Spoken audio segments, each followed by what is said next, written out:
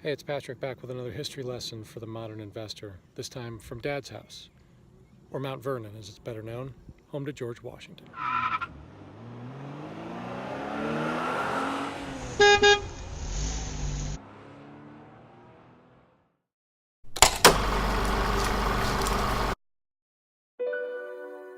Many assume that the father of his country, George Washington, was destined from birth to lead the 13 colonies in their bid for independence and a place on the world stage.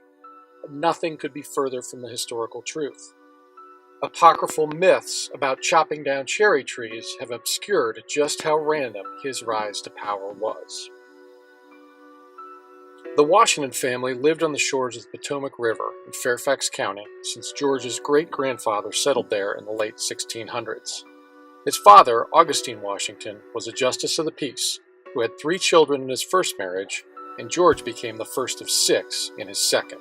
George did not receive the formal education that his stepbrother Lawrence did, and while he inherited a farm at their father's death, Lawrence was the one who received Mount Vernon. George educated himself in mathematics and trigonometry and found work as a surveyor, talented at drafting and map-making.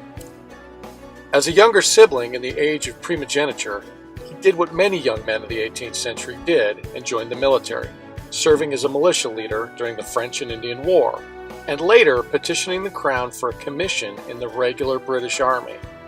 His request, to his dismay, was denied. Think they might have regretted that decision later? Washington did not become the sole owner of the plantation at Mount Vernon until 1761, when first his brother and then his widow died.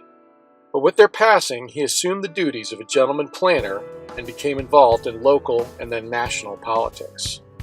George Washington lived here at Mount Vernon till his death in 1799, dying in the very same bed that is still on display in the house. Far from predestined, the rise of an uneducated second son from a failed career in the military to a successful general, statesman, and eventually first president of the United States looks a lot more random in retrospect. Mathematicians coined the term random walk in the early 1900s, and it describes a process defined by a succession of random steps. Looking backward, our minds create patterns to explain how things turned out, but it was haphazard all along. For more on the random walks of history and the stock market, pick up my book, History Lessons for the Modern Investor, available now on Amazon. Then be sure to subscribe to our YouTube channel and continue making history with me on the road.